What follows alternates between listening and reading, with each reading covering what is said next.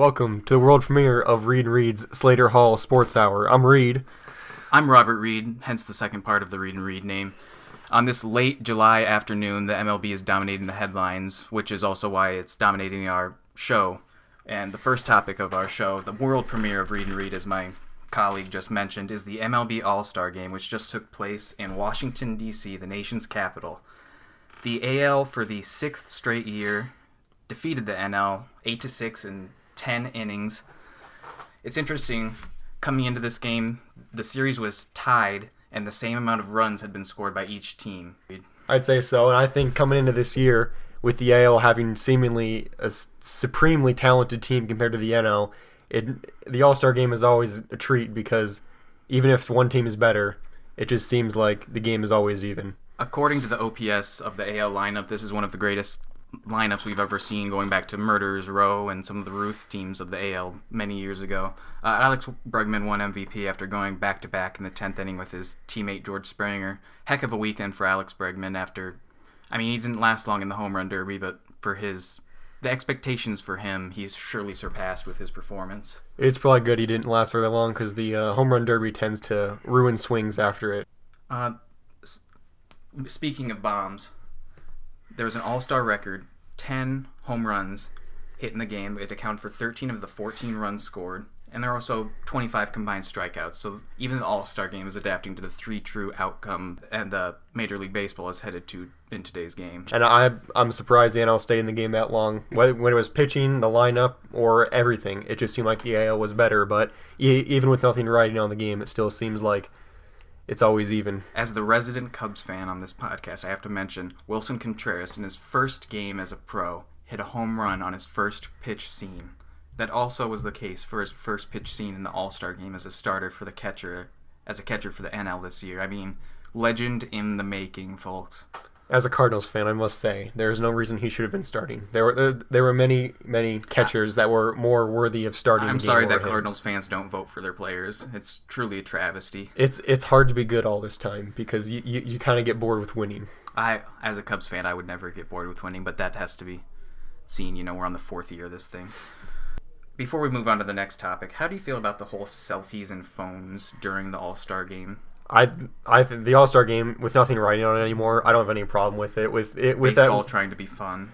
Well, they need to boost ratings somehow. With the game not having any postseason implications, I don't have any problem with it. I think it makes the game more fun. It gets the fans more enjoyable than just watching another game, I guess. So the topic that probably took over the heights of the All-Star Game during All-Star Week, the trade deadline. And the highlight of the trade deadline, Manny Machado to the Los Angeles Dodgers. The Dodgers got Machado, and the Orioles got back Cuban outfielder Yasniel Diaz. He is the fourth prospect in the Dodgers organization and number 84 in the entire league. They also got two pitchers who were 27th and 28th in the Dodger organization, and another utility player who can be used as an extra player on the roster. Yeah, Diaz is definitely the highlight of the package the Orioles received. He hit 2 home runs in the Futures game this past week, 21-year-old outfielder, certainly a building block for that mightily struggling Orioles organization who, man, they're bad this year. They and the Royals are at the bottom of the MLB right now, and their play has just been putrid this year. And if the reports are right, it seemed like the Dodgers declined to trade for the Dodgers' number one outfield prospect, Alex Verdugo, which seems a little weird that they accepted a trade with less value because they waited longer instead of jumping on the opportunity that they had. And if I'm a Dodgers fan, I'm very excited. I think this probably pushes the Dodgers to the top of the NL favorites going into the second half of the season. He'll slide right in at shortstop. You can move Chris Taylor over to second base, where the Dodgers have gotten nothing for production this year. Really solidifies their lineup. Chase Utley's not in his prime anymore. Yeah, the gray hair's coming in for sure.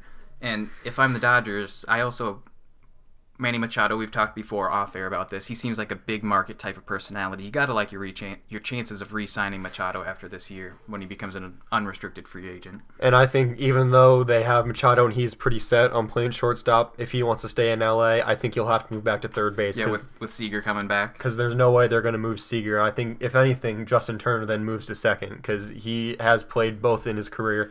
And I really think that Machado, he's been absolutely atrocious this year in terms of metrics on defense. And it'd be foolish of them to try to move Seager when Seager is only 26 and Machado's 26 and Seager's only 23. It seems like they'd be foolish to try to move Seager to third instead. Next year, if a Dodgers lineup contains Corey Seager, Manny Machado, and Justin Turner, watch out in it. And the second, and I think personally the most impactful trade on the future of the MLB was Brad Hand getting traded to the Indians. Brad Hand and another relief pitcher, Adam Simber, were traded to the Indians for top catching prospect in the MLB, Francisco Mejia. Yeah, the Cleveland bullpen this year, absolutely atrocious. Last year they had the best ERA for a bullpen in the entire major leagues, which led them to a 100-plus win campaign and another postseason run. This year it's been atrocious. Andrew Miller's been hurt, I should say. Cody Allen's been struggling recently, and you have to hope that adding these two pitchers from the Padres really bolsters the bullpen for Cleveland and, sets them up for a playoff run against Houston, New York, Boston. Brad Hand's obviously the big get in this trade as someone who's widely considered a top 5 closer in the MLB. And he has been decent against lefties. He's got a slash line of 158, 226, and 368, which is okay after he's usually considered tough on lefties, but not enough people are talking about Adam Simber. It's his first year. He has been absolutely fantastic against righties with a .215, 226, and 264 slash line. He's been very good. And I think the addition to him, plus Hand and Miller, I think that definitely bolsters the bullpen. And on the San Diego perspective, you've got to love getting the prospect back of this deal. This really culminates what the Padres' plan has been the last couple of years after, they tried to compete by getting Justin Upton, Matt Kemp, Craig Kimbrell, and that did not work well at all. They've really rebuilt their farm system. 8 or 9 of the top 100 prospects in baseball. They're setting themselves up for a bright future in San Diego, to say the least. I think it's tough to say who won this trade because if you look back to the 2016 Cubs when they traded Gleyber Torres for Aroldis, as any Cubs fan will say, any trade is worth it if you win the World Series. It is. The Cubs won a World Series. Congratulations for the Yankees. They got a great young player in Torres, but they won the World Series for the first time in 108 years. I'll give up a prospect for that. So if this leads to a World Championship for the Indians, even if Francisco Mejia turns out to be a stud, it's got to be worth it for the Indians. And team control was big as well because both Hand and Simber have multiple years of control. Brad Hand signed to a very team-friendly contract through 2021, and Simber's his first year, so he's got 6 years left until he's moving on to free agency. Another reliever that was dealt over this past week, Jeurys Familia to the Oakland Athletics. Now, Familia is a unrestricted free agent after this season. It's a rental for the A's if they choose not to re-sign him. The surprisingly good A's this year, Blake Treinen's been the highlight of that bullpen after getting moved from Washington to Oakland. He's been fantastic, an all-star this last year. Adding Familia certainly bolsters up that bullpen, but is it enough for a playoff push for the Oakland Athletics? I mean, if we're going back to the Moneyball days, I think it is, but the AL is just too loaded because if you got the division winners and you got to assume whoever wins the division between the Yankees and Red Sox, the other one gets the wild card. For sure. And the A's are only a few games back of the Mariners for the second spot, but I just think that they're just a few years away still. Yeah, like you said, I think the Astros are a shoo-in to win that division. Whether they can catch up to the Mariners, I think they're right now about 3 games back of the Mariners, but who knows? I never doubt Billy Beane, whether there's recent struggles or not. He's consistently being able to put a roster on the field for the A's that can try to be competitive at least, so who knows? I'm not going to try to doubt Billy Beane on this trade. And I think the thing that doesn't get talked about is the A's gave up 2 seemingly no-name prospects for him. The cost of high-end relief pitching, after you see the Brad Hand trade, it may seem like a lot, but someone like Familia, who's got a 2.6 ERA in the last 3 years, who seems seemingly rock solid, and they give up 2 no-namers, it seems like maybe he could have other teams should have jumped on that first. Remember, Familia did have the 51 saves a couple of seasons ago. Since then, he's had some off-the-field issues, and on the field, his performance has declined. If the A's can get Familia back to his prime pitching, I wouldn't be surprised to see the A's playing in October. And if we're looking at trades they've already made, some of the next players to likely go, Zach Britton for sure. The Orioles have no need, and he's going to be a free agent after the year. Zach Britton's got to go. It doesn't matter where, but they got to get something for him. The Dodgers and the Orioles have already had discussions. I know going into the year, or at least before Britton got hurt, the Dodgers were interested in acquiring Zach Britton to pair with Kenley Jansen at the back end of that bullpen, especially since Brandon Morrow departed and is having a great year for the Cubs. Do you see Britton going to LA or just some other team in need of some bullpen help? I think LA is a good spot. I also think the Cubs could also look into that because with the NL being so weak this year, I think they definitely think they need to try to capitalize on a weak NL. So I think the Cubs are definitely someone that could look into that for sure. Now, speaking again of Machado, because he's really the highlight of the MLB right now, some teams who didn't get Machado, Milwaukee and Philadelphia especially, do you look at Mike Moustakas, Brian Dozier as backup plans for those two clubs? As far as value goes, I think so. Mike Moustakas is, I think, incredibly overrated. Last year he hit 30-something home runs, but his on-base percentage was in the low 300s. So in terms of his value, I think he's definitely the way how much he actually provides compared to what he would go for. I don't think that's worth it. And Dozier, I think could be a really good pick of food. Anyway, as far as Milwaukee goes, I'm a Cubs fan, but within the division, seeing Milwaukee go past the trade deadline with no big moves year after year, it's got to be frustrating for a Brewers fan. You have to do something this year. You have to capitalize on the talent that is currently on your roster and try to make a postseason run. If that's means acquiring Brian Dozier and giving up a couple prospects, I think you got to do it for the Brewers. It seems like them and the Pirates in the NL Central, they just seem to try. They always want. It seems like one foot's in competition, one foot's in rebuilding. They always have talent, but they never actually are willing to trade the prospects to put themselves into World Series contention. So the next player we have on our list, JT Realmuto, which I'm just going to say is not going to be traded. He seems to be the player that the Derek Jeter regime in Miami wants to build around. He's in contention for being the best catcher in baseball right now, and there's just no way the Marlins are going to move him, especially at the trade deadline. I agree with that. I think as far as his trade value goes, I think they'd be asking too much for him after giving up Stanton for basically salary relief. I don't think there's any way that teams would pay the hefty price they're wanting for a top 3 catcher in baseball. And then a player that would hit home for you, Reed, Jose Martinez of the St. Louis Cardinals. Well, you can take the lead on that one. As much as I love him, he can flat out rake at the plate. He is a wonderful hitter, but the problem is he is a total liability everywhere in the field, whether it's first base or right field. He's been the second least valuable fielder at first base in all of baseball this year, somehow in front of Eric Hosmer. But there's just no way he can stay on an NL club. He's got to be. There's no way he's got to get moved to an AL club to be a DH. He's the definition of a designated hitter, and I think there's a lot of teams that could look to pick up a big bat like him in the middle lineup. Now, moving to the starting pitching market, it's kind of a dry market this year. A lot of big names on the table, but not a lot of confidence that they'll be dealt. Jacob deGrom, people are saying the Mets would have to be offered an arm and a leg, so to speak, and able to deal him. I think they'd have to get both arms and both legs, frankly. I do not see a situation where, especially since the Yankees aren't willing to give up Torres, I don't see the Mets moving deGrom whatsoever. He's been absolutely amazing this year, way past his career average, and I think as well as good as he looks, I just don't think it's worth the prospects that they'd have to give up to get him. Unless you're like the Yankees and you need someone, if they're not willing to part with Gleyber, I don't think the Mets would do it. Chris Archer, another name, if he comes out of the break with a couple strong starts, reports are saying the Cubs could have interest. Certainly, a lot of teams would have interest in Chris Archer. He struggled in the first half slightly, but as his career showed, he can be a reliable pitcher, great strikeout pitcher.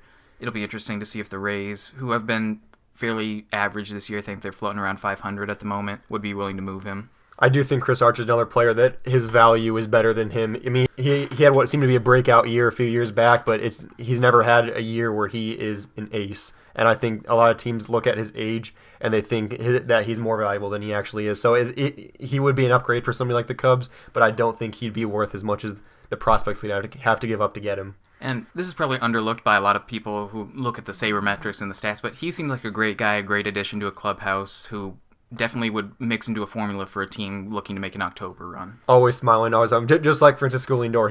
He just loves the game, and that's always good to add to a clubhouse. Right, moving past the trade deadline, Jose Ramirez became the first player in the MLB this year to hit 30 home runs. The dude's 5'9". Between him and Jose Altuve, there's just incredible star power in the small body. I mean, he's only 5'9" because last year he's perceived more of like a pure hitter, a guy that gets on base, can hit a lot of extra base hits. I mean, he already has 60 extra base hits as of today. So the fact that he has 30 home runs is cementing his status as probably the top third baseman in baseball right now.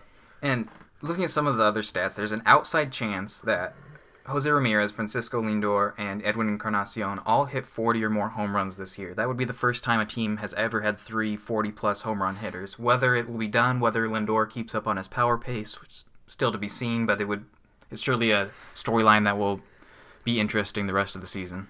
I think when the Indians signed Encarnacion, they expected 40 home runs a year because that's what he did year after year with the Blue Jays. Same thing with Francisco Lindor. I think he's more of a pure hitter than a power hitter. If he keeps up the power, great, but I think he's more of a doubles and defense kind of guy. Moving to another team in the American League, the Angels, hear good news. Ohtani has begun throwing again. Whether he needs to be pushed back into pitching at this state of the year, the Angels are certainly not looking like they're going to be a playoff team. It'll be interesting to see how the Angels manage his workload the rest of the year, whether they continue to use him as just a designated hitter or push him back for a couple starts. As of today, July 21st, the Angels are 10 games back at the second wild card spot. They're right at 500 right now. If there's any question that this injury could linger, if they try to push him back too early, just shut him down. There's no reason to push him to throw if they're not going to compete this year. All right. Something that I think both of the hosts of this show have certainly been waiting for this whole time. Our MLB power rankings at this current state in the season, our top 5 teams at this point. I'm going to start off saying number 5, my Chicago Cubs. They have the potential to be much higher on this list. I think the pitching this so far, aside from a couple pitchers, John Lester, Brandon Morrow, Steve Cishek, has been pretty up in the air. Not consistent starts. Hendricks has been better as late, but Tyler Chatwood, I just sigh every time I see him start. He walks so many batters, so many people on base. He can't get through the 5th inning. That'll have to improve for the Cubs to improve. But other than that, the defense has been fantastic, probably the best defense in baseball this year. They have a very versatile offense this season led by Javier Baez, who is having an MVP caliber campaign. Rizzo's getting back up there. He's heating up. Jason Hayward's had a bounce-back year after 2 atrocious years from... For me, my number 5 team, I had the Dodgers. I think getting Machado was big for their lineup after they lost Seager. I definitely think Machado was a necessary addition because they after Justin Turner and Cody Bellinger hasn't been the same player, they need that big bat in the middle lineup. I think if they really, even with their lineup, I still think they need Kershaw to get healthy if they want to make a legitimate run because Rich Hill is not an anchor for a postseason staff. They need Kershaw to get back and get his back healthy. And I think that they have enough on the back end of the bullpen with Jansen and a few other guys that can be dominant at times. I think they have enough to make a good enough postseason run in the NL. Moving to 4, I have the Dodgers. I think they're the class of the NL now with the Machado acquisition, as you started to mention. Getting Kershaw back is also another good thing to help bolster this team. I do think, like you said, they're going to need to add either a starter or reliever, maybe both. But I think things are looking up for the Dodgers after a tough start to the year. My number 4 team, I went with a little bit of a surprise. I have the Indians. After the addition of Hand and Simber, that was their Achilles heel, I guess, so far this year has been their bullpen. And with the addition of those two, I think that they're definitely be the best team in the NL should they be over there. But the Indians, I have them at 4.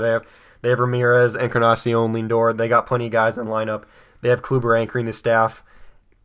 I think with the additions of Hand and Simber, I think that they definitely boosted their postseason status. For my number 3, we head up to the Bronx. The New York Yankees having an excellent year under first-year manager Aaron Boone. Severino has been fantastic leading that pitching staff. The bullpen has been great with all the big names that we see there. Judge have a terrific first half. Struggled a little bit of late, but he's still Aaron Judge. He'll bounce back, leads that offense. Stanton has been getting much better, especially on the road. And still needs to get those numbers up at home, but Yankees lineup is deadly. I also the Yankees at 3. Same thing. Great lineup. Their bullpen hasn't been as good as hasn't been the best bullpen of all time, like some expected, but they've still been good. My knock on them is after Severino, CC Sabathia has been their next most consistent pitcher this year, and that's not if you're trying to make a deep postseason run. And this isn't 2008. As much as or as good as Severino is, he can only start once every 3 days on short rest. So I don't think they have enough starting pitching unless they make the acquisition of DeGrom or someone lower like Hamels that they'd be able to compete with the elites in the AL. My number 2, the reigning world champion Houston Astros. When I say their pitching staff has been excellent this year, that is an understatement. Verlander, Morton, and Garrett Cole have been fantastic. The lineup is up and down deadly 1 through 9. My only knock on them is closer. Ken Giles, inconsistent. Who knows if he'll even be back after his outburst with the manager. If they add someone at the deadline to close, or Giles gets his act together, they could certainly be in consideration for the number 1 spot. My number 2, I have the best record in baseball. I have the Red Sox. They have a lot of the same things as the Astros. They have an all-around lineup. They have Chris Sale, who I think is probably the either first or second best starting pitcher in baseball right now.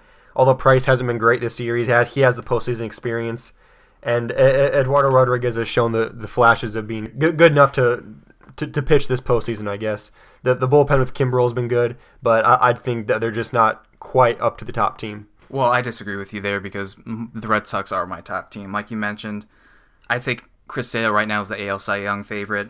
Betts makes a case for MVP, although he'll be battling out Mike Trout for that. J.D. Martinez battled for a triple crown, first time since Miguel Cabrera, if he could actually accomplish that. And he's just he and Betts are just 2 pieces of that relentless offense. Andrew Benintendi's having a career year. Up and down that lineup, like the Astros, like the Yankees, is relentless. And Craig Kimbrel's once again been lights out to finish the game for the Red Sox. My top team, I have the Astros. Starters altogether of a 3.0 ERA. Bullpen's got a 2.74. Altuve, Correa, they just have it all. I think they're far and away, although their record isn't as high as the Red Sox, I think they're far and away the best team in baseball. That is your Read and Read MLB Power Rankings. We move on to our next segment, our performances of the week. And this one's a little painful for me, so I'll let Reed handle this one. I don't think there's any arguing that Matt Carpenter is not only the hottest hitter in the NL, he's the hottest hitter in baseball, and having one of the greatest stretches in MLB history right now. On Friday, he went 5 for 5 with 3 home runs and 2 doubles. So, I mean, 16 total bases. And just off that day alone, these are some of the accomplishments he had. He tied Lou Brock with his 21st career leadoff home run, which is tops in Cardinals history. The only players in Cardinals history to have 5 hits and 3 home runs in a game were Albert Pujols on July 20th, 2004, and Matt Carpenter on July 20th, 2018. He's the first player in MLB history to have 5 extra base hits in the first 6 innings of a game. He raised his slugging percentage by 40 points in one game in July. He joins Chris Bryant as the only player in MLB history to have 3 home runs and 2 doubles in a single game. He tied the franchise record for total bases in a game with 16, and he added .6 WAR just from that single game alone. Now, I have a vivid memory of this game on Friday. My family and I went and visited a relative, and we were watching the start of the Cubs game. And to start the game, of course, Matt Carpenter homers, which was painful enough. We're having some light family discussion with the Cubs game on in the background, and I look and I think, oh, they're replaying the Matt Carpenter homer. No, he just homered again. Later, the same day, we're driving back to our house, and we have the Cubs game on the radio, and he homered again. I was just beside myself. I was angry. I was upset. Then Ian Happ started pitching, and things didn't get any better from there. And in addition to that, Carpenter actually homered again the next day in both games of the doubleheader. So he's homered now in 6 consecutive games, which ties Mark McGwire's franchise record, and it actually would have been 7 had Billy Hamilton not robbed his home run in the last game before the All-Star break. Now, that was a painful enough topic for me, so let's move on. Are your clowns of the week, and for mine, I thought this story was dead, but no, it just keeps popping up again. My clown, or should I say clowns of the week, are the Lakers fans who keep vandalizing the LeBron murals in Los Angeles. I don't know why this is happening. People are attributing this to Kobe fans not wanting LeBron to come to LA because he threatens his legacy, or the two are rivals when they're playing. Let me just be clear to Lakers fans. Kobe's legacy is secure in Los Angeles in the history of basketball. Kobe is retired. The rivalry is dead. Kobe gave LeBron his blessing to come to play in Los Angeles, whether he needed that or not. The Lakers need LeBron. You are now relevant again. You have the best player in basketball on your team. Stop vandalizing his murals, please. Best player in basketball history, I think, actually. We'll have that debate another show. My clown of the week is Josh Hader. Not much needs to be said. Racist, homophobic tweets. Yes, it was 7 years ago, and yes, it probably isn't that big of a deal, and I think people blow it up to be a bigger deal than it is. but that's just unacceptable. I don't think there's any reason he should be suspended or anything, but clown of the week, obviously. Not much needs to be said. Why do people use Twitter? I mean, you look at Roseanne just lost her show because of a tweet she sent out. James Gunn just fired his director from Guardians of the Galaxy Volume 3 for some of his past tweets. And now Josh Hader, instead of his family enjoying the All-Star break and the All-Star game, has to put their jerseys in inside out so they can leave the game without being harassed. I just don't understand. If you're now a world or a famous among the country, why would you not go back and clean that up? Obviously, at the time, it wasn't that big of a deal because he was a kid, but now that you're famous and everyone knows who you are and you have thousands of followers, why would you not go back and clean that up before it blows up on your first All-Star game? I don't know. I'm sure when you're famous, you can figure that out for yourself. Moving on. Our surprises of the week. I'll let Reed take the lead on this one. Mine kind of bounces off of his. The surprise of the week, I think, is the Spurs shipping Kawhi Leonard to the Raptors. This is just a classic Popovich move. Kawhi Leonard, who seems to be this quiet, reserved, happy guy, went in total diva mode last year and didn't want to play for the Spurs even though he was healthy. And this is classic Popovich. He wants to go to a big city, wants to go to New York or LA, ships him to Canada. That is classic Popovich. He literally deports him. That is definitely the surprise of the week. My surprise of the week plays off that and involves the same trade. I kind of expected Kawhi to be traded. I wouldn't consider it a huge surprise. When the Raptors actually traded DeMar DeRozan, that is surprising to me. One of the franchise's greatest players. The fans loved him. When he was a free agent a couple years ago, he didn't take any other meetings. He wanted to be in Toronto. He talked to the Raptors, got a deal done. He actually wanted to be in Toronto, people.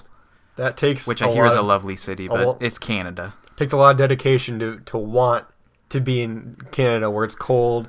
And it's not in the U.S. That's just it's tough for the Raptors to do that to one of their best players, if not their best player in franchise history. Because I can't wait anymore. We're going to move to our final segment, the debate of the week, which will center around the Kawhi trade and more specifically, who won the Kawhi Leonard trade. I'll go up first. I'm going to take the side that the Toronto Raptors won the Kawhi deal. Now, despite what I just said about shipping off DeMar DeRozan and how it was surprising to me, it was absolutely the right move for a variety of reasons. First of all, the Celtics and the 76ers are getting the most attention right now in the East as being the favorites, and they're going to duel it out on their way to the finals. The Raptors are the reigning number 1 seed and won 59 games last year, and they got rid of the players and the coaches, Dwayne Casey and DeMar DeRozan, part of that core who proved time after time they couldn't get it done in the playoffs, couldn't get to that finals. They add a top 5 player in basketball in Kawhi Leonard, and LeBron James, most important part of this puzzle. LeBron James has left the East. It's wide open. And you add Kawhi Leonard to that team. You've got a starting 5 of probably Lowry, Danny Green, Kawhi, Serge Ibaka, Jonas Valanciunas. They may add bits and pieces throughout. I think the Raptors are, if not the favorite, one of the favorites to make a run to the Eastern Conference Finals for sure, and maybe even the NBA Finals. For the record, I think that your local YMCA team could have won 59 games in the East last year, but... And then you go a little more personal for Kawhi. People say he doesn't have interest in playing there. He'll leave for the Lakers no matter what. People are saying the same thing about Paul George last year. Different circumstances, but overall the same sort of deal. He already gave up the Supermax option by leaving the Spurs, or demanding to leave the Spurs. That was for 5 years, $221 million. If he re-signs with the Raptors, his max contract is now 5 years, $190 million. If he signs with another team, which would be his third team in 3 years, his max contract is 4 years, $141 million. I can't speak for Kawhi. I do not know him personally. Stephen A., he is not a personal friend of mine. But can you give up that much money and leave the city of Toronto just because of your ego? I don't know if I would be able to.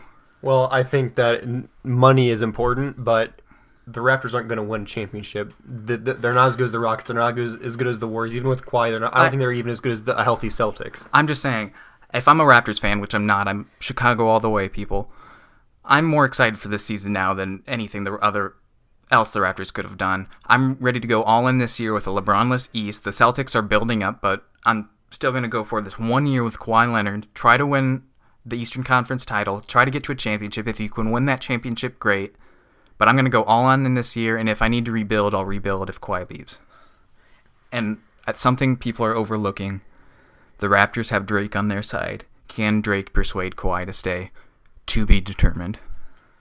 I think the Spurs. I think they're far and away the winners of this trade. Last year, they did finish 7th in the West, but the 8th and the 3 seeds were separated by 2 games, so they were only 1 game back of being a 3 seed. So yes, even with this trade, or even with a healthy Kawhi, they're not a top 2 team in the West. The Rockets and the Warriors are both better, regardless of which player they had. The Spurs have some of the best coaches in basketball. If you look at when Kawhi came into the NBA, he was mostly a defensive guy. When he got taken with 15th pick and traded to the Spurs, he made 41 threes his rookie year, and his last, not this 2017, but 2016, his last healthy season, he made 147. So if you can add DeMar DeRozan, who's already a fantastic inside scorer and a mid-range scorer, if they can just move him out another 10 feet, he's easily one of the best scorers in basketball if you add a three-point shot. And along with that, they're also great at adding defense. DeMar DeRozan has the potential to be a great defender. He's got the length. He's got the agility. He can be a great defender, to be a more all-around two-way player. But in Toronto, he was more of just a scorer because he had to score. And I still think the Spurs are behind the Rockets and the Warriors, but everyone's saying that the Lakers with LeBron. I still think the Spurs are better with LaMarcus Aldridge and DeMar DeRozan. I still think they're above the Lakers. It all depends on the Lakers' young players, but I definitely think the Spurs are at the 3 seed in the West right now. So what? The Spurs, their ceiling for this season is losing in the second round. That's what I imagine for this season. I don't foresee them going any farther than that. For the Raptors on this trade, their ceiling is getting to a championship and contending to win it. I'd say that's an easily reason why the Raptors won this trade. The Spurs would be the best team in the East if they played in the East. It's all the circumstance. Well, it's too bad they're not in the East. That's all I'm saying. Yes, their ceiling is the second round because the Warriors are unfair. I don't want to hear that. The Warriors are unfair. The Rockets are still, I think, with Chris Paul and James Harden and potentially Carmelo Anthony, I think that they are still better. But it doesn't matter. I'm saying the Spurs won. I'm not saying they're going to be better than the Raptors. I'm saying they won this trade because team control. DeMar DeRozan's locked up for... Good, you can have LaMarcus Aldridge and DeMar DeRozan shooting mid-range shots for the next 3 years. DeMar DeRozan's locked up through 2021 for $27.7 million a year. As much as Kawhi will want, I think DeMar DeRozan's probably a better bargain. To be continued for that argument. I think that about wraps up our first ever recording of Reed and Reed Slater Hall Sports Hour. I'm Robert Reed, one half of your host for this segment, and I'll see you again next time I bounce it over to my other host right now. And I'm the actual Reed. My first name's Reed. Make sure you follow us on Twitter at Reed and Reed. I'll link that in the description. And be sure to check out, in the first week of September is going to be our goal for our first official one, where we'll cover all sports plus a little bit of Hawkeye football. So make sure you tune in then, and have a good day.